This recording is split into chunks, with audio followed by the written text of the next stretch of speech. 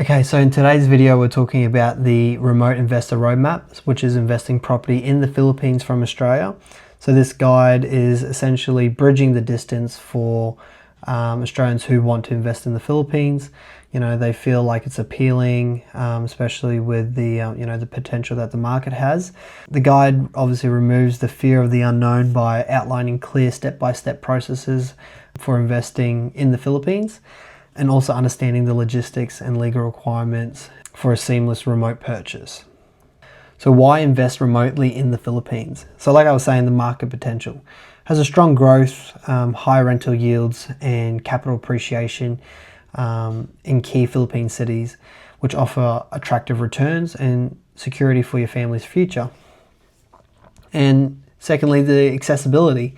So improved digital infrastructure and dedicated developer support makes it a lot easier for our overseas buyers, so Australians buying in the Philippines, to invest. And the convenience of it all. So the modern processes and the new online tools allow a significant portion of the transaction to be managed efficiently from abroad, fitting it into anyone's busy schedule. So one of the main things, so the cornerstone, which is your special power of attorney, you'll hear this a lot. So that's the legal foundation. We're talking about a legal document authorizing a trusted representative. So someone that's going to be acting on your behalf, specifically for property transactions. This is very crucial for executing documents requiring physical signatures. Obviously, seeing you're in Australia and you're not in the Philippines, you need notarization in the Philippines, such as, contract to sell. So the actual powers that these people have is signing contracts, making payments, and representing you in legal matters, obviously related to your specific property. So a new 2026 update actually allows Philippine issued documents to be now entirely authenticated online using the e-Apostille portal. So check that one out. So choosing your trusted representative, which is a very important step. Potential candidates could be family members, close friends, professional legal representatives are most common.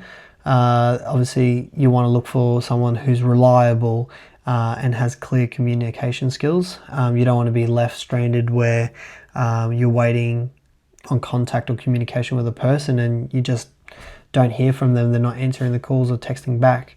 And they have to be aware of the basic understanding of real estate transactions and legal documentation. You don't want to just ask someone to help you out and they actually have no idea what's going on. The actual document execution steps, so signing the contract to sell and reservation agreements and bank loan documents. So those are one of the responsibilities. Another one is the property inspections.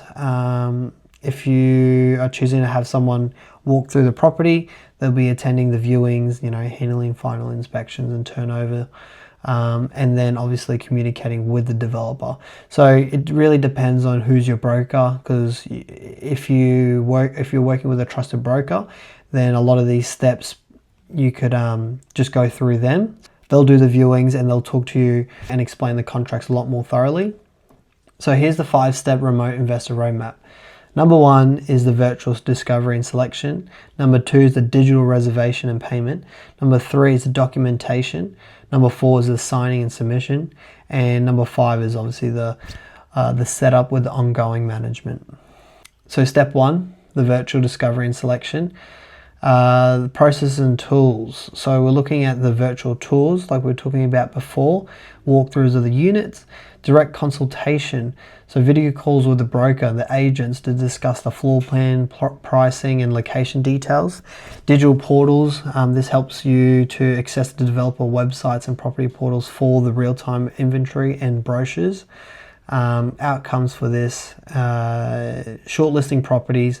You're identifying the top choices based on the personal criteria that you have without the need of international travel.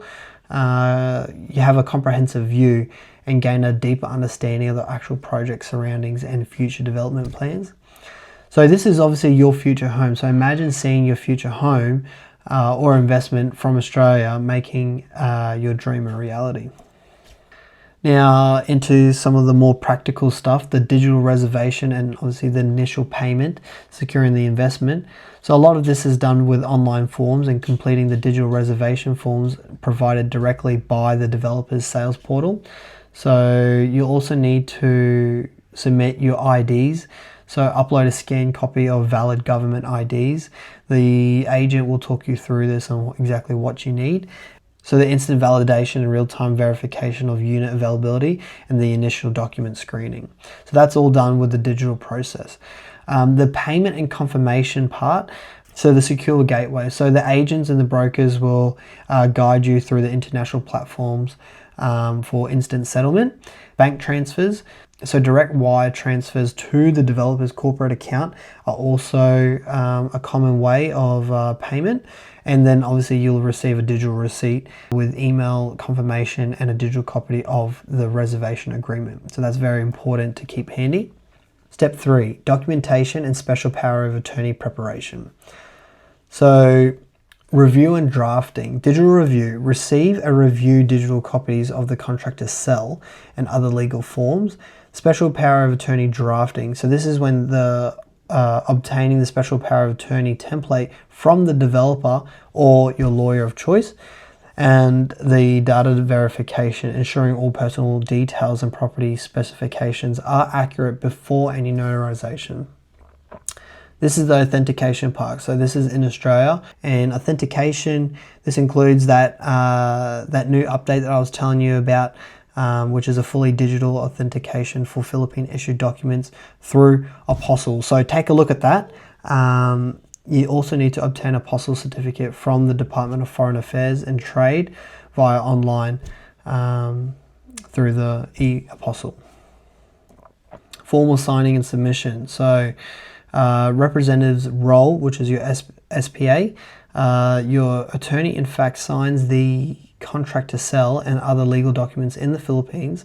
So with verification, the representative presents the original special power of attorney and their valid IDs for authentication, and the local liaison, which acts as your physical presence during the formal handoff. Submission of these documents, all signed contracts are formally submitted to the developer's office.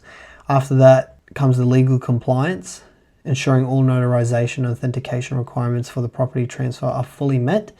And then finally the review. The developer does conduct a final audit of the documents before processing anything to the official sale.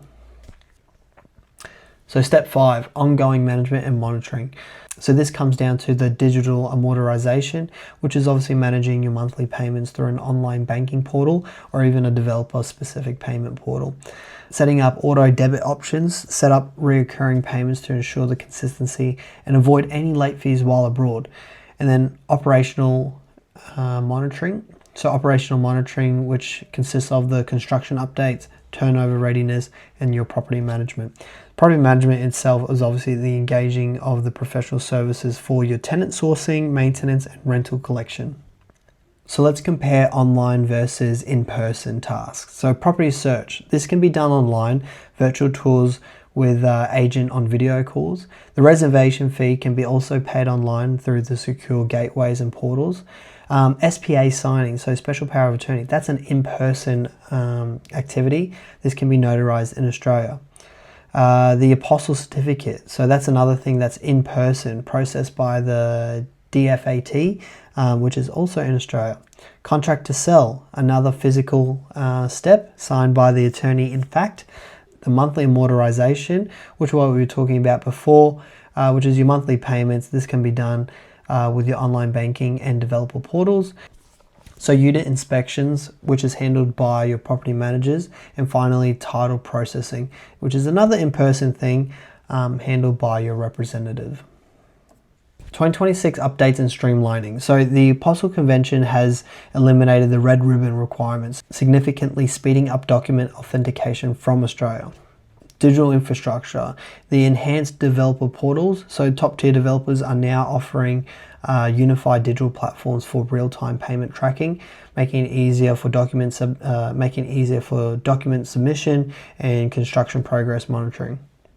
So with VR and 3D walkthroughs, Tools are now standard for off-the-plan properties, providing remote investors with an immersive, true-to-life viewing experience. And finally, with fintech solutions, global payment gateways now provide instant and international transfers with competitive exchange rates and automated receipts. So in conclusion, when investing in the Philippines from Australia, you'll need a clear path and manageable steps. If you have any other questions, more than happy to help. But distance is no barrier, and you must invest with confidence.